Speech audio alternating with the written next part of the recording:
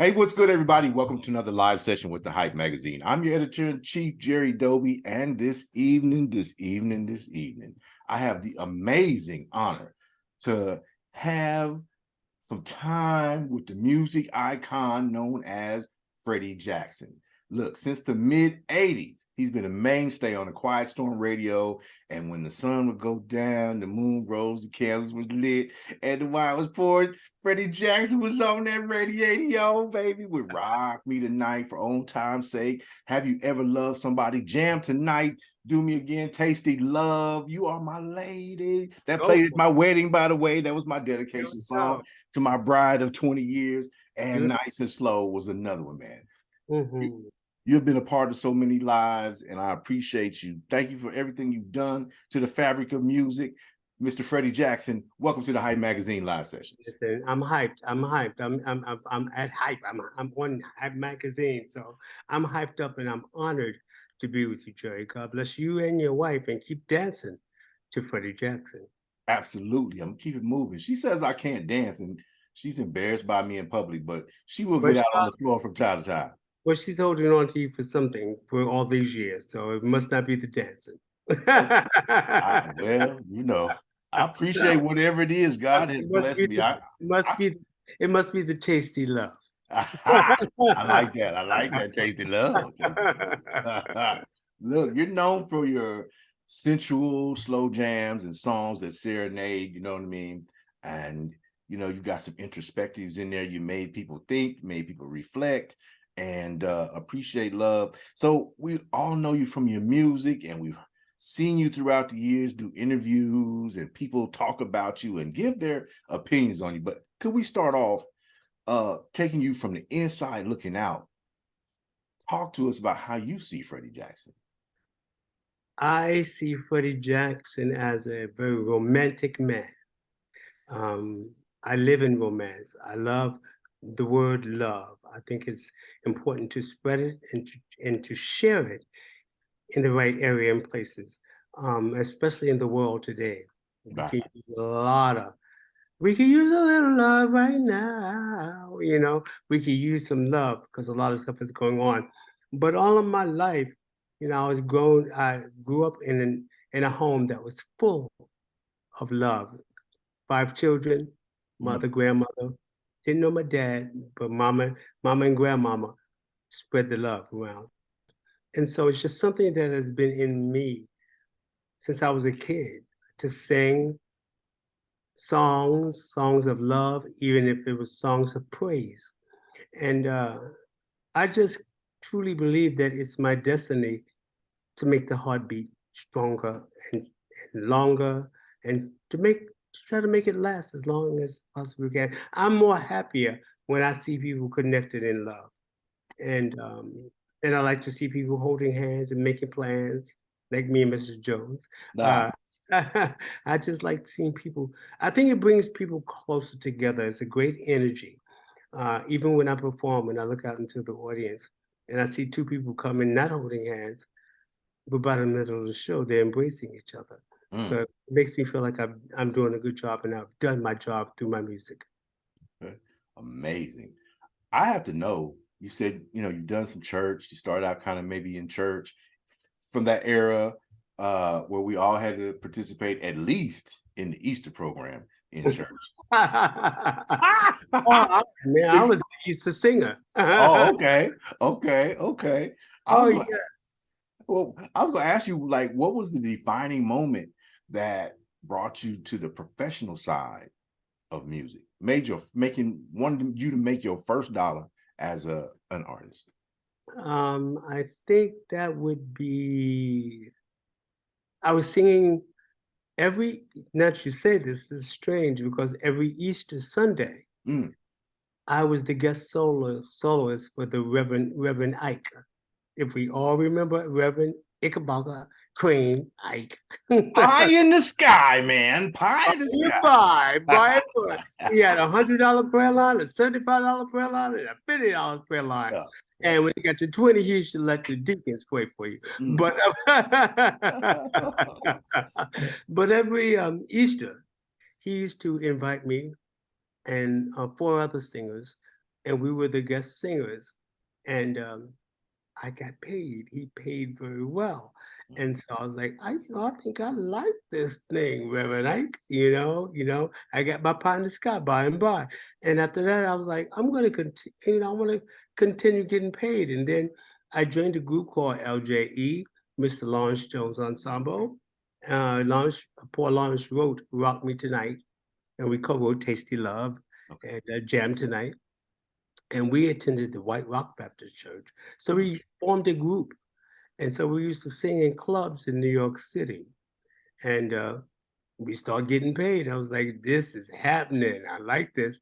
And then I continued on, excuse me, with singing background on records. Hmm. Someone had told a lady by the name of Tawatha Aji, who sings Juicy Fruit for Mtimwe. And she called me in to do a couple of sessions.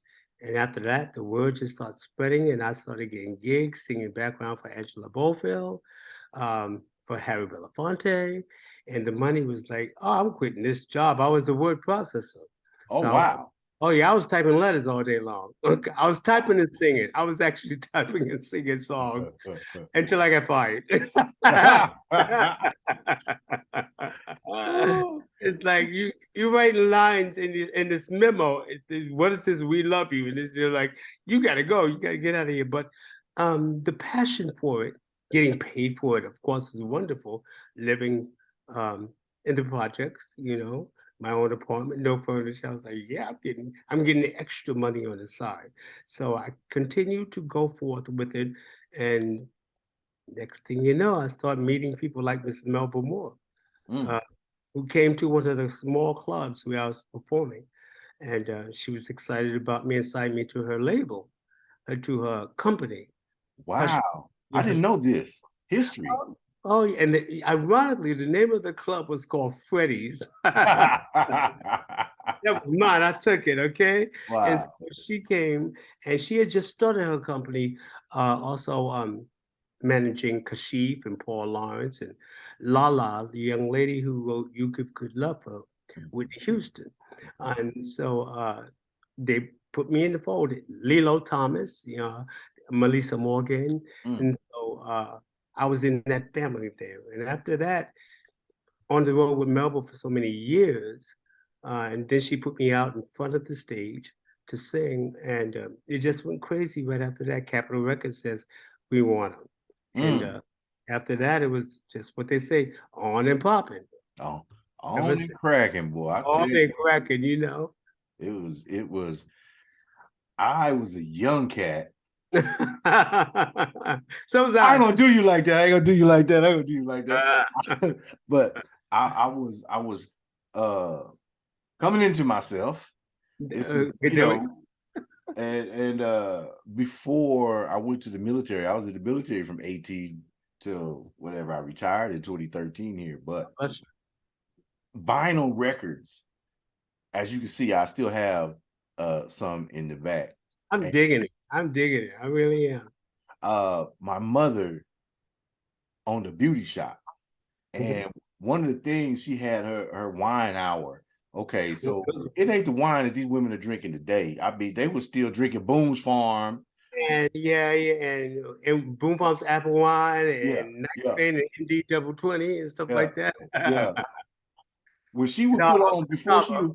before she would put on the R&B session for the ladies, she was drinking Easy Days and Mellow Nights. Oh Lord, have mercy, Yeah, Mama, a Google. yeah. Easy Days and Mellow Nights, and then the Freddie Jackson would come out, and I used to be the DJ. Now I don't know nothing about no DJ. Right. I was sweeping up hair and picking up towels. I'm helping I mom got out, you. I got hanging you. out with mom, Right. and these women would go crazy. I'm like, oh my God, I grew around women getting emotional my entire life behind me. It was some of the most memorable times. I didn't have a girlfriend at the time. I was surrounded by all these old women. It just surrounded you. They just surrounded me, but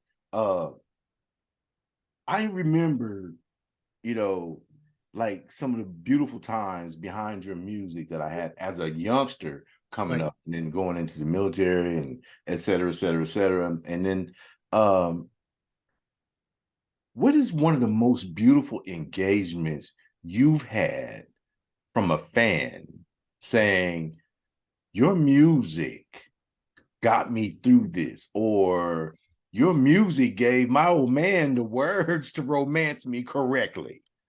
Well, you know what's really what gets me is in my traveling, going on the road, how walking through the airports and people come up to me and say and introduce me to their children. Mm. This is a Rock Me Tonight baby. Ha ha. This is a Tasty Love baby. Okay. You know, and they're like, say hello to Mr. Jackson. He really is father. You know, when I hear things like that, and they just let me know how much the music does to me. One kid said to me, he says, whenever we used to hear your records, your music coming out of mom and dad's room, we would say, "Oh Lord, they in there making another baby." Yeah, yeah. Yeah. I got 20 brothers and sisters, and it's your fault. Not Freddie Jackson. Oh Lord, Michael Jackson, Miller Yeah, Jackson, yeah. Jesse Jackson. But Freddie Jackson, we go get another sibling in his house. It's out there. Oh man, I When tell you. I hear stories like that, it makes me feel good that I've touched somebody's life and that I did something passionate like that. And then the kids can stand there and they're looking like it's because of you. Yeah, yeah, You know, yeah. I'm I like, can get Mom, that extra pair of shoes because of you. I got 20 brothers and sisters. You made it good. you did this, Mr. Jackson. Yeah. And I hear stories like that, or when the stories of people who have named their children after some of my songs. Like I have a song called Janae, beautiful Mm, song called Janae, and I have to sing it in my shows because everybody sing Janae, Janae, written by Gene McFadden from McFadden and Whitehead. And so when I hear stuff like that, it really makes me know that my music lives and that it has touched and it is still touching people today. speaking of still touching, you're still out moving around doing things. You got some surprises for some folks. I hear we might be getting some fresh music. Oh yeah, I'm excited about it. Talk about it. Yes, yes, yes. Mr. Barry Eastman and myself, we completed an entire 14 songs, and then I had some other collections to go with it. But I am so excited about it. I picked up my pen and I started writing again. The name of the CD will be called My First Love. Mm. And a song that I wrote for my mother because she was my first love. She's the one who taught me how to love from the womb. And so when she passed, you know, it's been hard for me to kind of like gravitate and grab onto things. And I wanted to write something for her, but you know, it takes a little time to really get in the swing and things happen in your life. And so one day I was driving down the road, me and my manager, and I just came up with this melody, you know, she was my first love. And all the words were like coming from her mouth, but to my ears. And so I'm Mm. excited about Okay. Okay. I'm looking forward to some new Freddie Jackson. I'm beyond having kids age, it. It's but okay. I too have, uh lost my mother, but many years ago. But it would be nice Oh, to yeah. share that with you, hearing it Yes. from you. You know what I I, mean? Like, give it to me, Freddie. Come on now. I think every gentleman, every man, every boy, you know, the connection with your mother is just incredible.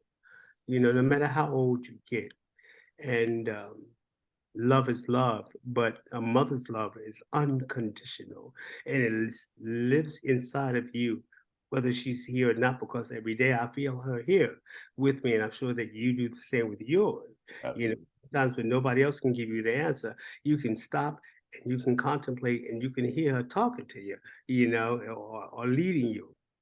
And so I think on the day when I was writing it, she was talking to me, Mm. letting me know that, you know, the years have gone by, but I just can't. I was saying to her, the years have gone by, but I just can't get you off my mind. And I try to erase pictures of your face, but you still always come back into view. You were my first love, and you will always be. Boy, So, you talking right out of my head. the gray hair? Right out of my gray hair, man. She was, yeah. I think It's we are true. I think like you said, we all have a special connection Yeah. with our mothers. And people of our uniform Yes. specifically, you know, are really tight with our mothers because they've been the backbone of our community for more than 400 years and continue to be. Let me tell you, I think I grew up to really be a man after she left because she was the rock. She was the no matter what, to fall on and the whole 9 yards, through good and bad. And then I was like, hey, I'm on my own now here, brothers and sisters. But there's nothing like, when you get sick that you can get that warm hug from mom.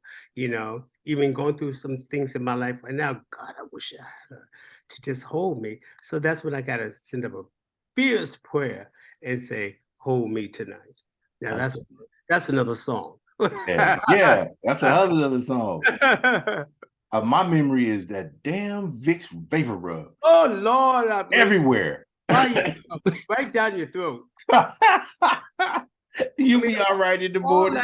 All this stuff that they got going on, nothing. My mother be like, everybody, all children, line up, y'all go get something, because I'm not going to the hospital. Yeah. So we would be online, man, big old fingerful fix, okay? We just sweat it out, okay?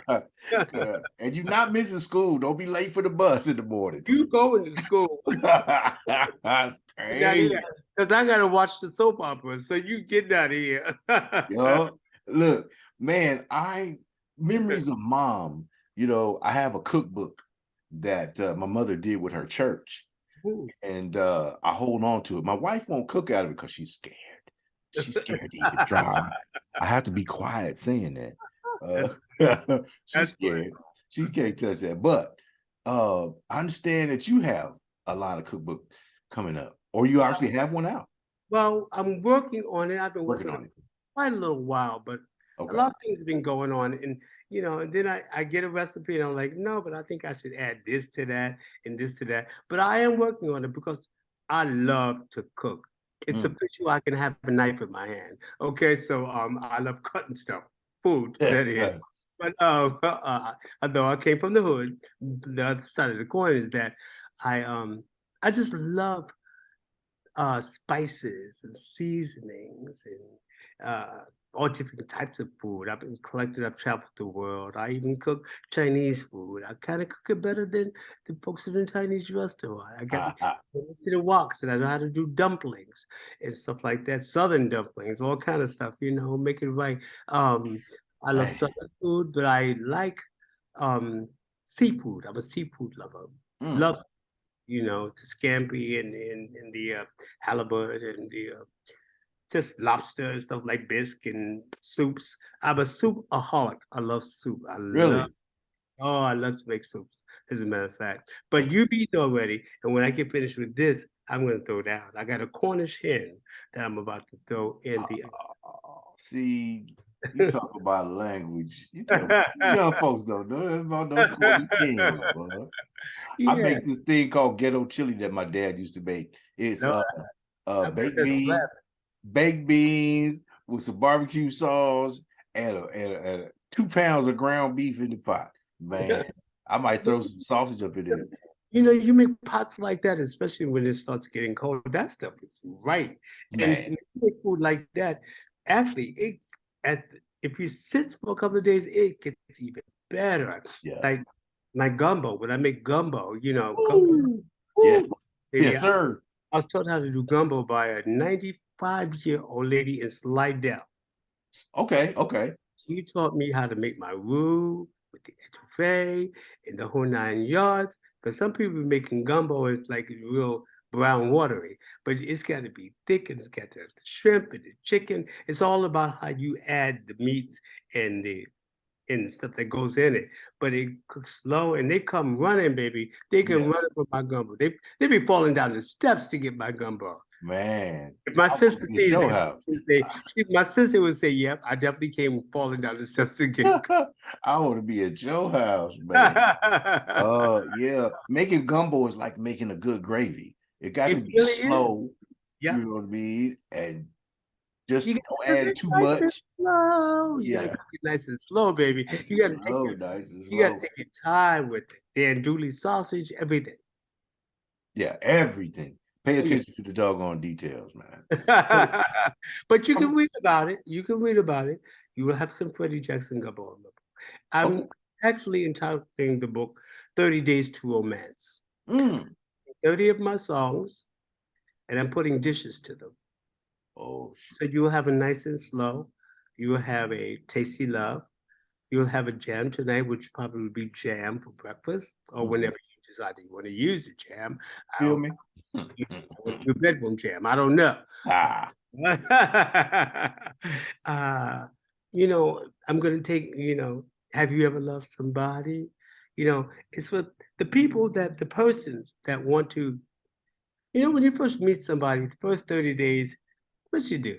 You eat, you drink. You eat, you drink, right? right. So let's get together. I come to your house, you come to my house. Let's go over to Freddie Jackson 30 Days of Romance. Because we romance. Let's try this dish. You may not get past a few dishes because they may be too good. So it's a book that can take you through your entire romance. Mm. And spark a brand new one, you know? Hello. Yeah. But hey, that's what I'm trying to do. I'm trying to keep romance alive forever Amen. and forever. Yeah. My wife and I have been together 20 years God bless this you. month. And literally Bless you, in sir. 30 days, yeah, a whole month just dedicated. I would love to just be able to do a whole month dedicated to feeding her. You see what And I'm saying? Just the both how intimate that can be. yeah, That yeah. could be a connection. And Oh, also you can also go back in time when the song came out and what y'all was doing and cooking it and playing. I mean, it's a romantic thing. I think it's gonna work. I know it's gonna work. I know it's gonna work. I can't wait. You said you've been working on it for a long time. May I know how far along you are? Well, I may be about 7 months off of it. I got a little work to do. I had a little snafu, but I got to get back at it too. Okay. Okay, But I'm in the kitchen. okay, okay, I'm in the kitchen as I speaking to okay, you. okay. So you've mentioned, a little setback a few times. Is that something you want to talk about, or should we go on to the next subject? No, just when you grow up, things start happening in life, and so you got to take a little minute to realize, guys, we don't go to the hospitals like we should, and so all of a sudden, bam, it kind Right. of hits us. And I'm a human, and things are happening, but I'm good, taking care of business. I'm working, um, exercising, taking my medicines, and doing the things that we have to do. I'm now 65 years old. Ah, Uh, I'm not Freddie Jackson, 25, singing about me yeah. tonight for old time's sake. Those years are Right, past and gone. right. Man, I've traveled the world back and forth, multiple shows all over the world, this and that. And so I do things in reverence. Now, the party is not the party that it used to be, and so, but everything is good. I'm I'm strong, I'm healthy, and where I'm not, I get healthy. Okay. Well, I'm happy that you're here with us and still contributing, like I said, not only to the fabric of music, but through your music and your presence and this cookbook that's coming, Oh you yeah. know what I mean? You're affecting people's lives just by, Oh yeah, yeah, yeah. walking, You know, walking. the music is tasty, and so everything else has got to be tasty right along with My, it. I love it. Who That's good speaking of right there. yeah, I did. I did. I like Let's that one. use that tonight. I'm gonna rewind that. I'm gonna write that one down. Trust that I'm gonna. Yeah, consider it. Stolen already. I should have trademarked that before I threw you it you out. should have. You should have, because I got you now, buddy. Okay. I would like to know. You made a move to New Jersey. Yeah. Okay. Come on, spit it out. No, I'm gonna be polite. Dr. No, Oz lives in it New was, Jersey. it was, What the it hell was, you want in New Jersey? they say what's in your heart. Uh, I I, went from I went from Harlem, right? right. 5 blocks from the Apollo Theater, right? Oh, you moved from Harlem, all that culture to New Jersey? Well, you know why? I'd like to know. Let me explain the reason why. Okay. That an incredible bunch of people that made me say it's worth my while. I met an incredible manager who said, I think you need to make a change for your lifestyle. Mm, Because living in New York, living in Harlem, everything is just at your picking and you are always in it, even when you don't have no business in it. And right. if you don't have it, it even comes to you when you don't want it. Um, and I was ripping and running, being in it all the time. Right. And I didn't realize how much I became fatigued at it and became boring and tiring. But also, I just felt it was time for me to calm it down, to take it nice and slow, Nice and a slow. little. Right. And living in New York City, there is no taking it nice and slow. It's just a fast paced place that goes on 24 hours a day. So I met this wonderful person that says, come check this out. And so I came out to South Jersey, almost down south. Okay, totally different from 110th Street and 8th Avenue. No. Okay. Okay. Yes. So, and I came out and said, well, what am I supposed to do with this?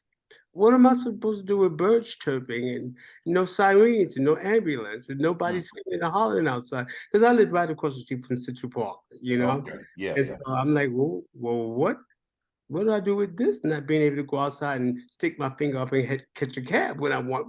Where's the store? You know? And so it was a life-changing situation, but it's one of the best moves that I did because I was able to really reflect, calm down. I started writing again because I started out as a writer. Because when there's really not too much to do, you're like, well, what do I do now? So I started sitting in the window writing, and I have a wonderful band that's here, and so I'm close to my unit, my management. It's all here, self-contained at home. So, and the environment is lovely. It's lovely. And it's hard for me now to go to the city to go to sleep because I'm Mm. just so quiet. Go to visit my sisters. I'm like, how do y'all do this? But every now and then I do have to go to New York City Right. just to fuel my blood. I gotta hear some noise. I gotta hear somebody cursing on the cell phone walking behind me. I gotta get my energy going. That Freddie mojo, because I don't ever want to lose Freddie. I Okay. don't, because I enjoy me a lot. And so the realness of me has got to remain. Okay. So Jersey was kind of a way to re-meet yourself again, Yes. re-energize. There we go, like the Energizer Bunny. I had to reboot like the machines. I had to reboot myself. And I'm stronger and I'm better now. I'm a little bit wiser now. Yeah. I've learned how that I don't need a bunch of stuff in order to exist. Less is more. Mm, I don't always have the time I walk out my house have to say, okay, I gotta be like this. I got I'm just going to the store. Because back here they're like, we don't know who this guy is. mm, And it keeps me solid. It keeps me around people, not people that's always your Freddie Jackson, that kind of stuff. And every now and then I need that, so I know where to go to get it. right, right. I just want to fit in. That's the Libra in me. I'm very balanced. I need to have the balance. I need to have the show business, and then I need to have the glamour. Yeah. I came out of Los Angeles, back to Kansas. Of course, once we retired from the military, my wife says, we're not going back to LA. Right. We had a chance. It's serene here. Yeah.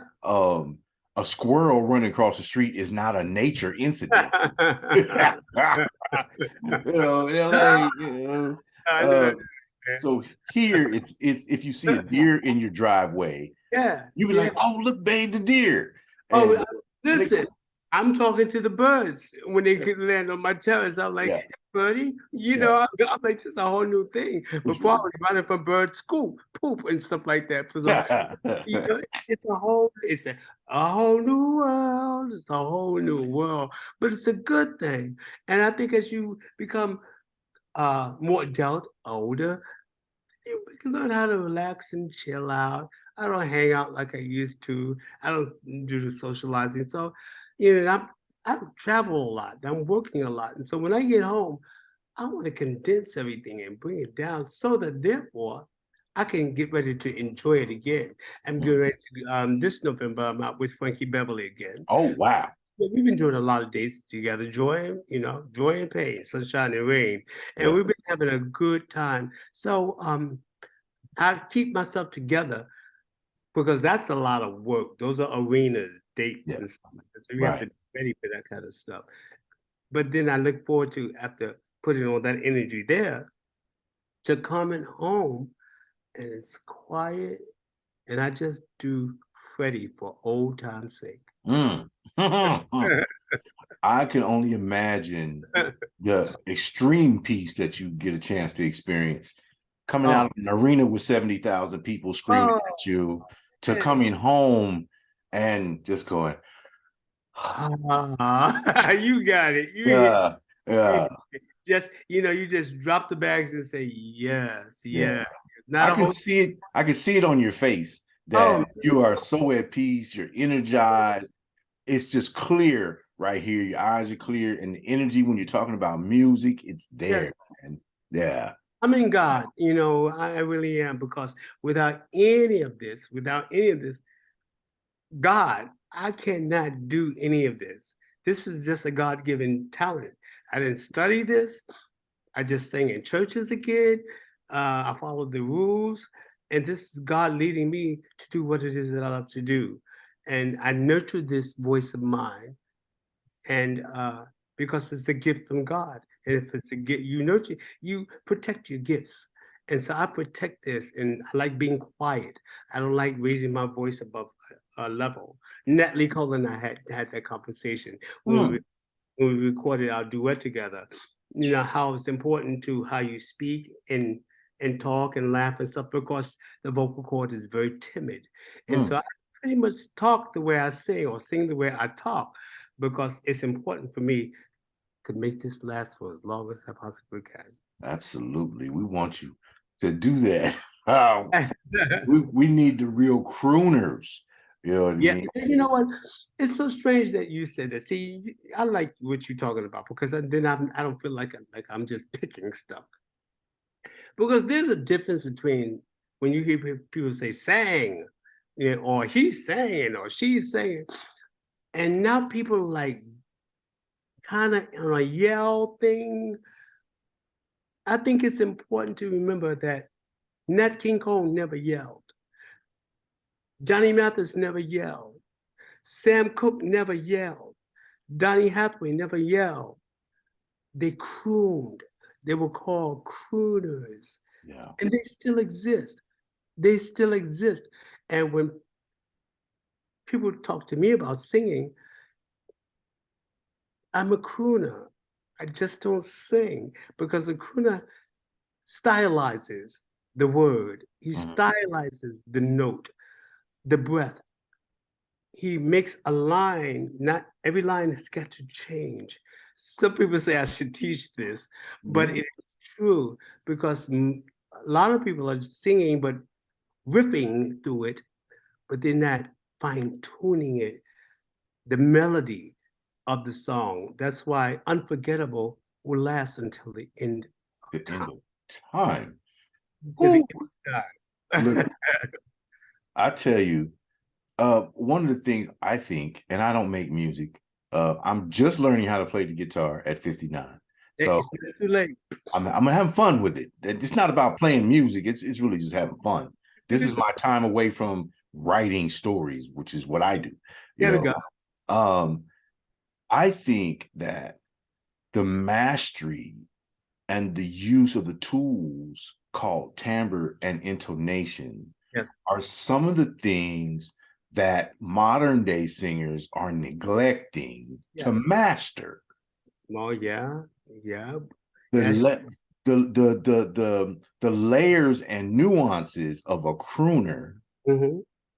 or a soul singer. Yeah, there's a difference with that, There's a yes. difference between the two and what we're getting in what is labeled as today's R&B.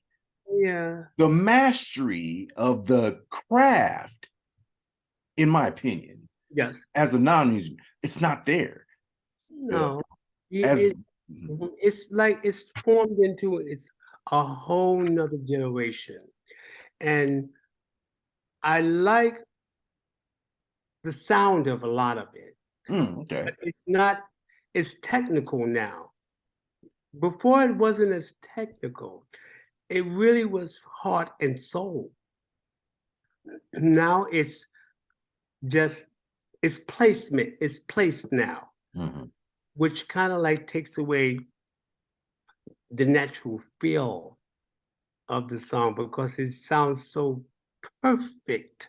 You know what I'm saying? Where there was error for mistake in certain. I remember recording a song with Mr. Gene McFadden from McFadden and Whitehead. Right. Song the duet Miss Melba Moore and I did, just a little bit more. And I came in wanting to be perfect singing the song, right? And I would sing certain lines, and then if I cracked some places in the song, I would say, no, we got to take that over. And he would say, no, that's just a natural thing to happen. He says, and it makes a difference in the song because it sounds natural. He says, we're not going to try to color up that line when it just sounds like it's a great break in your voice that some people practice to do. And so sometimes things should just be left in its natural form and don't try to make it so pretty or just so perfect. Right. You Overly polished. and back in it, like myself, like Miss Anita Baker, she goes in the studio with live band, to do it live in the studio. And then you take it as many times that you've taken it, and then when you sing it, you can sing it like it's live. That's incredible. Now everything is technical, which is what you're hearing, Yeah.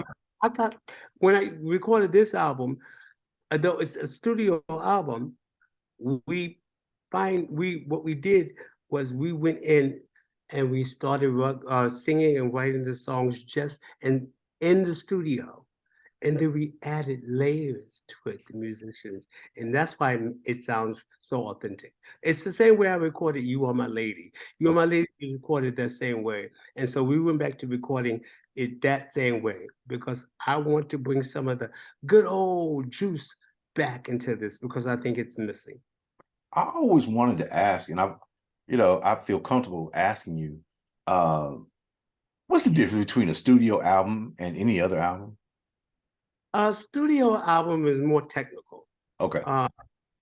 Us, regular studio album, is all the, now stuff that musicians don't really come to play the parts and stuff like that. Studio is more live.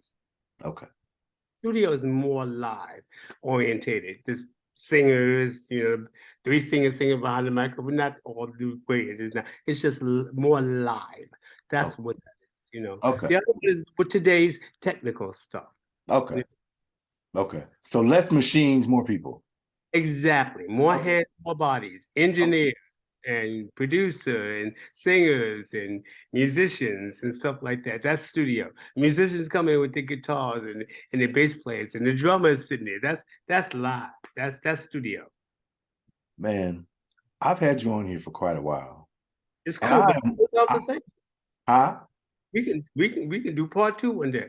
Oh yeah, I would love to have you back. Oh my God. I was Yeah. just trying to respect your time and your peace. Because I would look, we'd be on here till midnight Well, you got somebody to talk to. You see, the situation, the difference is that you have. I told you I got a lot to say. Yeah. You got a lot of folks who just want to answer the question, and that's all they got to say. I run my mouth a little bit, but I've been doing this now 41 years, so I guess there's something that I want to say. There's something that I want to say, and I'm going to say it while I'm here. Okay. I wanted to respect your time, but I seen what I feel like is a green light to keep going. So guess what? We got Freddie Jackson on the line. Hey, the new project, My First Love, is dedicated to his mother. It's up and coming. Do we have a release date? Not yet. We're fine-tuning some other things, but Okay. we'll let you know. I will be right here. I want yours to be in wax. Yes. Ah, yes. Yes. I will go buy it wherever it is. There Trust we me. go. That's right. That's right. Get it And wherever work it it out with the wife. Work it out and let me know how it works out. Oh, go work that. They don't understand that laugh. They're too young to understand that laugh. There we go. Outside of music, you've got a few items that you do. I hear about a candle line. We've already talked a little bit about the cookbook, but talk to me about the candle line. Well, again, 11 #1 records. And so I have 11 candles with Tasty Love, Nice and Slow, Have Your Loving Body, Jam Tonight, Look Around, Do Me Again. And whatever the mood that you're in, you can light them up or you can light them all up, whichever one. But I'm excited. And people are loving them. Loving them. I'm gonna get two of the Do Me Agains because every room she's in, I wanted to light that joker up. You heard me? I could be a skip damn fool sometimes. Don't tell all your business, my brother. It's okay. PG show. Yeah. I'm PG. I'm sorry. I was just like, we love candles around here, so we I actually have candles all over my house, all over. I'm a candle and a flower guy. I can't keep them because my 15-year-old daughter keeps stealing my candles. I like, go away. Anyway, look, is there any? You've been interviewed, and I'm just gonna cut this short because I'm gonna respect your time. You've been interviewed by everybody that cat, uncle, and dog. I gotta leave that. Yeah, that's good. Over the years, is there a question that we in the media, in our greedy, self-centered questioning styles, have neglected to ask you that you may have wanted to answer? Am I still happy at what I'm doing? People never ask, am I still happy at what I'm doing? I have Are you moments. still happy? I have moments. I'm like everybody else. Sometimes I'm like, ready to retire. You know, and sometimes it's like, I'm never gonna stop doing this. There are ups and downs, highs and lows. And sometimes I'm like, do I really have to continue to do this? And that question is, I don't, but I choose to because I love to do it so much. So, and I love what it does for other people too. I love getting that reaction. And when I talk about maybe not doing it, people are like, you can't do that. People are like, don't you dare talk about that. And so and it pulls me back into focus. But there are moments, when I go through, but inside my soul, inside my heart, through everything thick and thin, what nobody cares about, nobody thinks about, I am at peace with Freddie Jackson. Freddie Jackson is good. Everything that I have, I'm supposed to have in my life. Those things that I don't have, there's room to get them. And if I don't, I would know that I have had an incredible run and I'm happy. We appreciate you. I am a fan. I was raised as a fan. I'm almost as fanatic about you as I am my Rams. Don't start talking about that, man. That's another conversation. Man, I, I love your work. Thank you. I love you as a human being, sir. I've only just had this opportunity to meet you, but you have brought to life for me in this conversation some of those songs just by hearing your voice, just by you sharing and opening up and giving me the honor and the privilege to come inside your world a bit. I really appreciate you, and I'm honored. Thank you for inviting me inside your world of vinyl records back there. I'm digging it 100%. You know, next time we do this, I'm gonna pull out all my vinyls. We're gonna go for it, buddy. I got a whole garage full. My wife wants me to sell them. No, it's not. Your wife said, "Don't bring all those records in this house." Exactly. And I have learned to obey. Yeah, Love, honor, and obey wasn't meant for them in the vows. It was really to be reflected back to us. You know what I mean? So look, I thank you so much And have a all your time. happy holiday, Thanksgiving and Christmas coming on, and God bless you, your wife, and be at peace and take it nice and slow. And love is just a touch away. Just a touch away. Touch All right, away. everybody. The Hype Magazine live sessions, the iconic, the inimitable Mr. Freddie Jackson. Peace and love. Peace and love.